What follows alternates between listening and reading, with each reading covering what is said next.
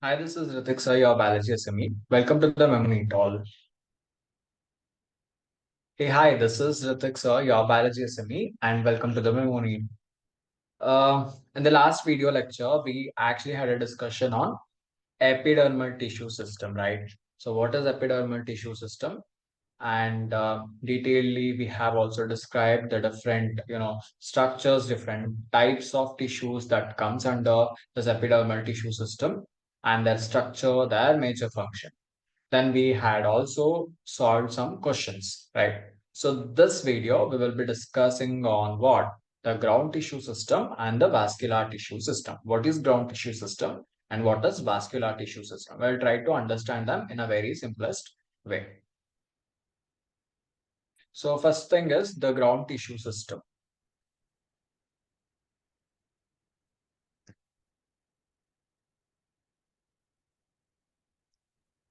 Yes. So when I'm talking about ground tissue system, we need to understand or we need to keep this thing in mind as all tissues except epidermis and vascular bundles, they all constituents what? Ground tissues. That means except epidermis and vascular bundles, okay, all the tissues, they will be consisting of what? This ground tissue. Okay, this is one point. Then it consists of, what does this ground tissues consist of? They normally consist of simple tissues. What it normally consists of?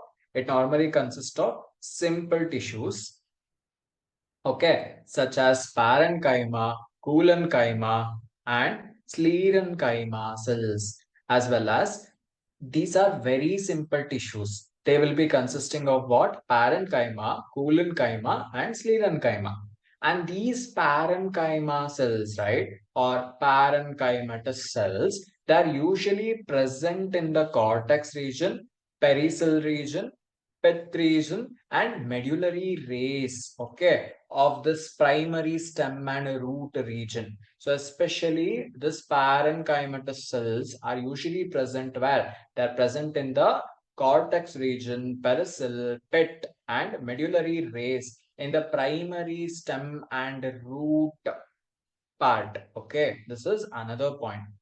And in leaves, when I'm talking about leaves, so obviously plants, whenever we are seeing the anatomy of a plants, we will be considering leaves, stem as well as roots. So in stem and root region where this parenchyma cells have been present, that is what we have discussed. So coming to the leaf part, what happened, what exactly this ground tissues consist?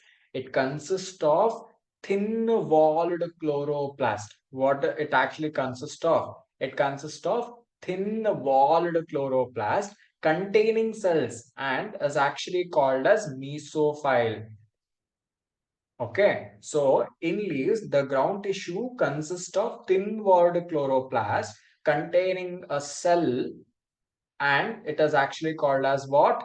Mesophile. So this was all about ground tissue system, where exactly this ground tissue system is present and in which tissues, in which region they are absent. They are absent in epidermis and vascular bundles, and except these two regions, everywhere we will be finding what?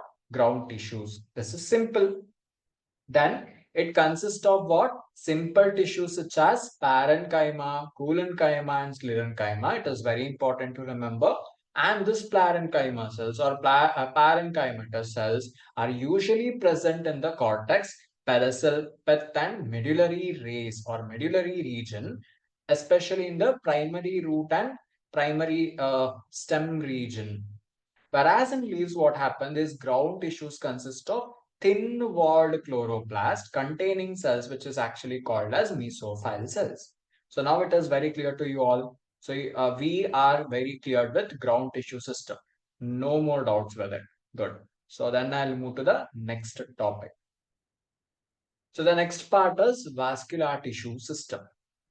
See, when I'm talking about the vascular tissue system, one thing we need to know is the vascular tissue system. It normally consists of what it normally consists of are complex tissues.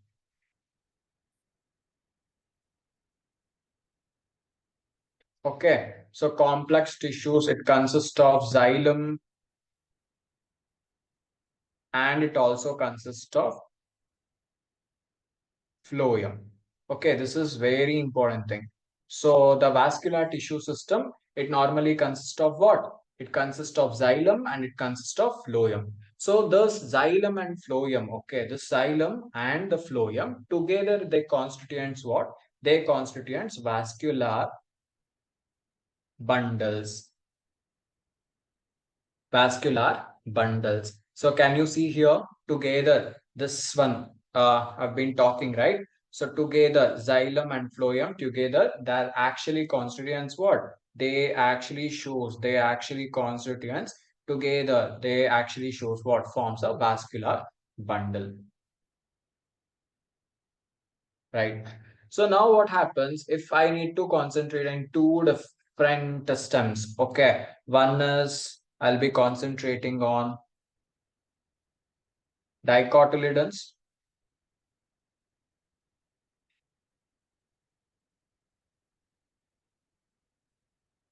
stem, and another one will be obviously the monocotyledon stem.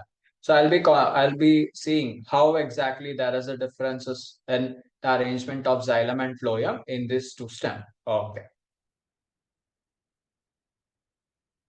see in dicotyledon stems what happens, you can see in dicotyledon stems. So the C part, is actually a dicotyledon stems. So you will be seeing a cambrium. Okay. So what we are seeing here, cambrium is present. Where it is present, the cambrium is present between this xylem as well as the phloem. So that means the cambrium region is actually present between the xylem as well as phloem. So this Cambrian region, right? Such vascular bundles, okay, they actually possess the ability, okay, they actually possess such vascular bundles. They normally have the ability to form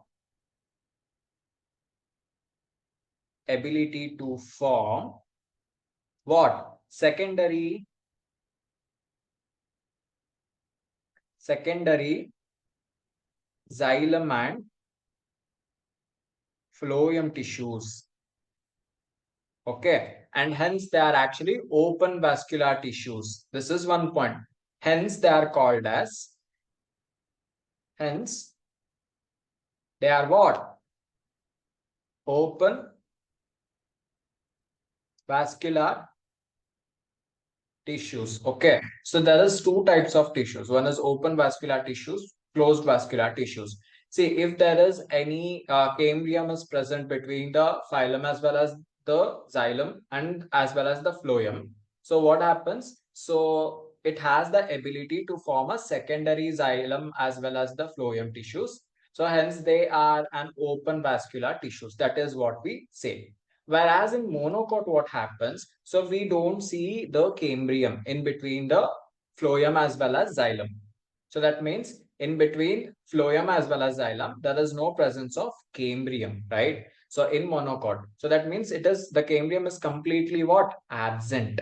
So hence, since they do not form the, why it is absent here? Why it is absent in the monocotyledon stems? See, in dicotyledon stems, they have, I told you like it has the ability to form the secondary xylem and phloem tissues. Since it has the ability to form the secondary xylem and phloem tissues, there is a presence of cambrium. But cambrium in the monocotyledons, it doesn't have the ability to form the secondary xylem and phloem tissues. So since it doesn't have the ability, so what happens? This cambium is absent. Okay. Cambium is absent. Right. Hence, we know, so what kind of vascular tissue can be called? Now, what kind of, hence they are, what kind of vascular tissue? They are closed vascular tissue, right? So they are closed vascular tissue. Clear. So when xylem and phloem within the vascular bundles are actually arranged in an alternative manner along the different radii. Okay, when they are being arranged in an alternative manner. So can you see here? So this is what happens. So here you have the xylem and here we have phloem. So they have been arranged in an alternative manner, right? They have been arranged in an alternative radii manner. So this arrangement is actually called as what? Radial. This arrangement is actually called as radial. Such as in roots, what happen? We will be normally seeing these types of arrangements in where? Roots. This is another important thing. So in conjoint type of vascular, what do you say that? In conjoint type of vascular tissues or vascular bundles, what happens? Uh, yeah. So you will see the phloem and the xylem. They are being joined, situated along the same radius. So they are being situated along the same radius. That this phloem as well as xylem, they have been situated along the same radius. So such vascular bundles are very common in the stem and leaves. Okay. So the conjoint vascular bundles usually have the phloem located only in the outside of the xylem. So that means what happens? So here, if it is a xylem, what happens? The phloem will normally be located outside the xylem.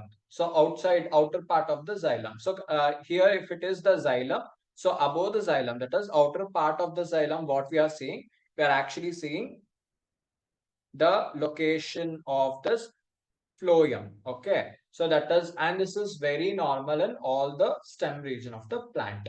So we'll almost see in all the stems and leaves. So this kind of arrangement has been absorbed. Clear to you? So now coming to the vascular tissue system, one thing is it consists of a complex tissues. So arranged of xylem and phloem. So together they form what? A vascular bundle. So their arrangement is completely different in dicotyledon stem and monocotyledon stem. So in dicotyledon stem, what happens? So in between the phloem and xylem arrangement, there is a cambium is present. So in the dicotyledon stems, what happens? They have the ability to form the secondary xylem and phloem tissues. So that's why cambium is present. Whereas in monocotyledon stem, what happens? The cambium is completely absent because that doesn't have the ability to form the secondary xylem and phloem tissues. So in the dicotyledon stem, they are open vascular tissues, whereas in monocotyledon stem, it is closed vascular tissues. So these things we need to understand. So when xylem and phloem, okay, within the vascular bundle, they have been arranged along the different axes. So as you can see in the different axes, that is phloems are been arranged. Yeah, where it is this time. Yeah. So phloem has been arranged here and the xylem has been arranged here, right? So they have been arranged in the different axes. Okay. As well as, so we normally call them as this radial. And what happens? Basically, the xylem. So the phloem will always been arranged after the xylem, that is above the xylem. That is, such vascular bundles are very common in stem as well as leaves. So the conjoint vascular bundles usually have what? The phloem, which has always been located above the xylem or outside the xylem region. So this was all about what? Yes. So you got this right. So when I'm talking about conjoint closed system or closed bundle, so what happens here? Here. So what happens? We can easily see that the phloem is always arranged outside the xylem. So this is what I was trying to say you. So only thing we need to remember is जब भी like हम लोग कुछ पढ़ रहे हैं, right? So we have to differentiate it. We have to distinguish between, okay, what is, where exactly we'll find the open vascular system, where exactly we are going to find the closed vascular system. So what about this dicotyledon stem and monocotyledon stem? So what is the difference of the arrangement of xylem and phloem? Where will we find this cambium region, right? And if Cambrian region are found, that means they have the ability to form the secondary xylem and phloem tissues, and only dicotyledon stem has that ability. So this is how we need to remember everything or entirely. And very important thing is, अभी August 15th है, Independence Day है, तो we have a sale that is very important, and we have bought a sale for you all. Sale is nothing but there is an offer for the Elite plan as well as Brahmastra test series. Still, those who actually don't know what is Elite plan and Brahmastra test series, please go to the description, go to the comment section where I have pinned the entire information regarding the Elite plan and Brahmastra test series, and also about the offer. Okay, so make sure that you guys utilize the offer, and those who have missed out the previous classes or the previous lecture, please watch it out. Fine. So thank you. And in the coming video, that is again in the next video, we will be discussing about the anatomy of dicotyledons and monocotyledons plants, both stem as well as root. Okay, cool. Bye.